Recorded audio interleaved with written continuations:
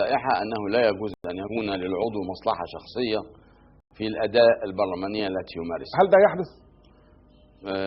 بيحدث، بس هو يلتزم بالإفصاح عن هذه المصلحة ابتداء وبعد كده يتكلم في المجلس بيوزن. كان نعم حدث اتهامات متبادلة وحدثت عرض لقضايا عامة ومقصود فيها مساس ببعض النواب، ولكن المجلس تنبه بهذا وتجاوز.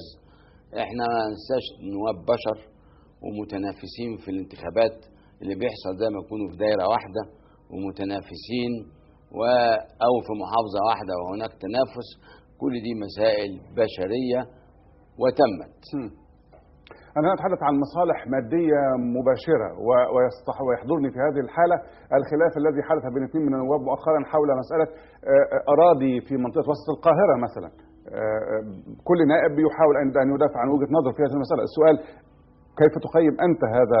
تقييم سلبي، لأن الظاهرة يجب أن تعرض بهدف المصلحة العامة لا بهدف التنكيل بزميل، وكل واحد يجب يبقى عنده الشجاعة يقول الاسم بوضوح ويقدم الأمور بوضوح، إنما تعرض التلسين والكلام ده هذه حيلة العاجزين.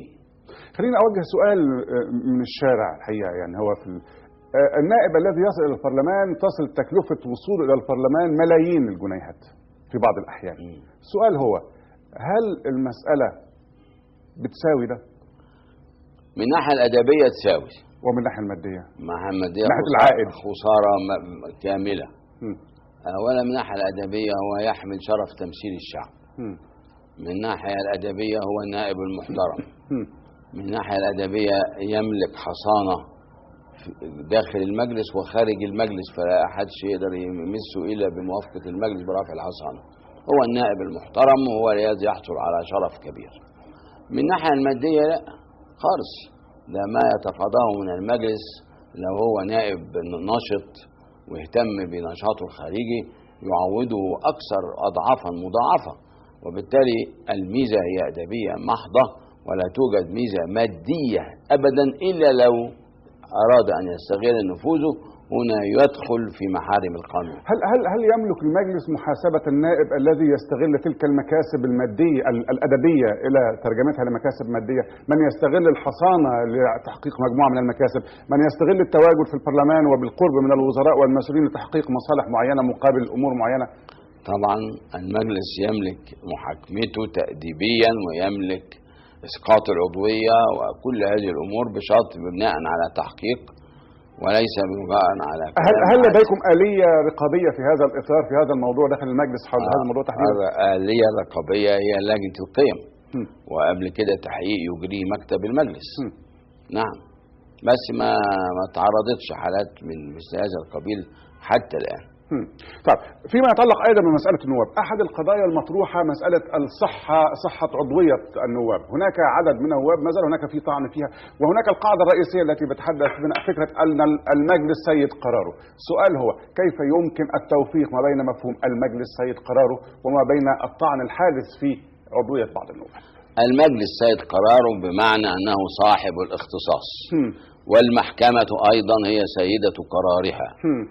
وهذه العبارة لا تعني التحكم، وإنما قيلت بصدد من هو صاحب القرار في تقرير بطلان العضوية، نتيجة أن الدستور أحال إلى محكمة النقد سلطة التحقيق وإبداء الرأي.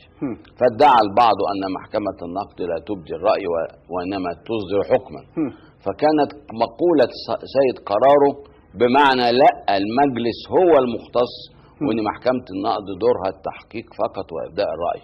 يعني الكلام ده جاي للرد على ما ادعى ان المحكمة النقد لا تحقق وانما تصدر حكم.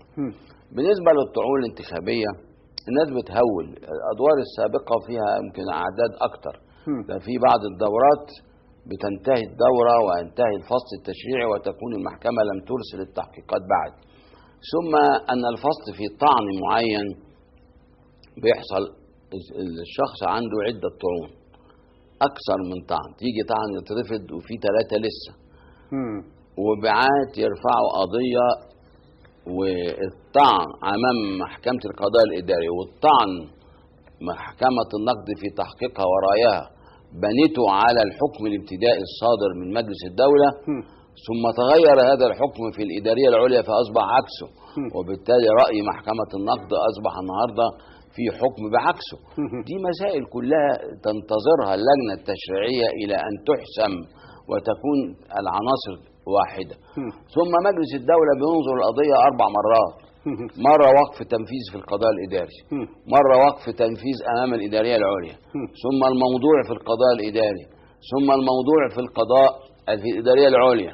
عاوز أنا كمجلس الشعب أفصل في العضوية وإسقاط العضوية، أي إعدام العضو بمجرد وقف التنفيذ وما صرفش الموضوع. طب هل التسريبات التي تمت مؤخرا حول صحة عضوية عدد من النواب، عشرات النواب في الواقع، هل هو أحد السيناريوهات الموضوعة من أجل إيجاد سبب للوصول إلى قرار حل المجلس؟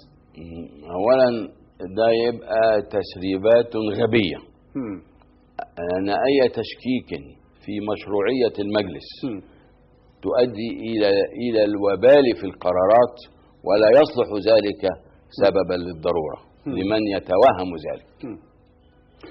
أعود إلى الجانب الرقابي في المجلس. المجلس ناقش تقريبا حوالي 19 تقرير للجهاز المركزي للمحاسبات هذه الدورة، والدورة الماضية أيضا ناقش عدد من تقارير الجهاز المركزي للمحاسبات. السؤال هو: هل تجد أن هناك اختلافا بين تلك التقارير التي قدمت هذا العام والتقارير التي قدمت العام الماضي والعام الذي يسبقه، أم بتعتقد في شكل من أشكال التكرار لذات الملاحظات وتكرار لذات القضايا دون أن يكون هناك حل لها؟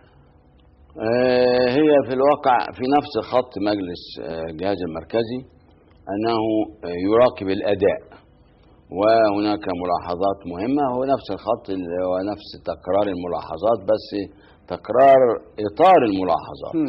إنما الملاحظات بتختلف ولكن الإطار واحد، والحكومة بتعمل بقدر جهدها على تفادي هذه الملاحظات، والمجلس ما بيرحمش عند مناقشة قرارات الجهاز المركزي وياخدها فرصة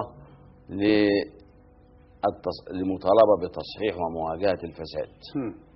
ولكن بتأتي الملاحظات في العام التالي تقريبا بذات الشكل، بتأتي بذات الشكل، وساعات التقارير بتكون عن ملاحظات قديمة ونيجي نناقشها تكون الحكومة تفادتها بعد كده، إنما الملاحظات مستمرة كما بدأ الجهاز مع محاولة تفادي الملاحظات في كثير من الأحوال.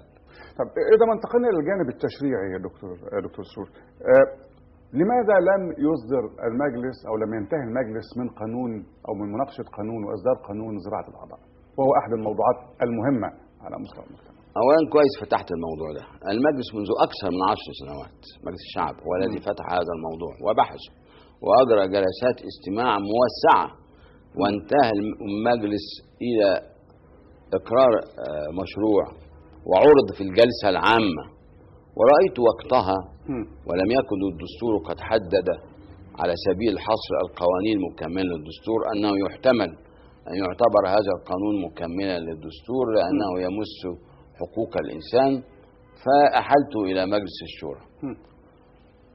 وهناك في مجلس الشورى لم يبت في الموضوع، ولما كان الاقتراح بقانون كان مقدم من الأعضاء ولم يتمسكوا به بعد ذلك، فسقط الاقتراح بقانون، إلا أن لجنة الصحة أعادت بحث الموضوع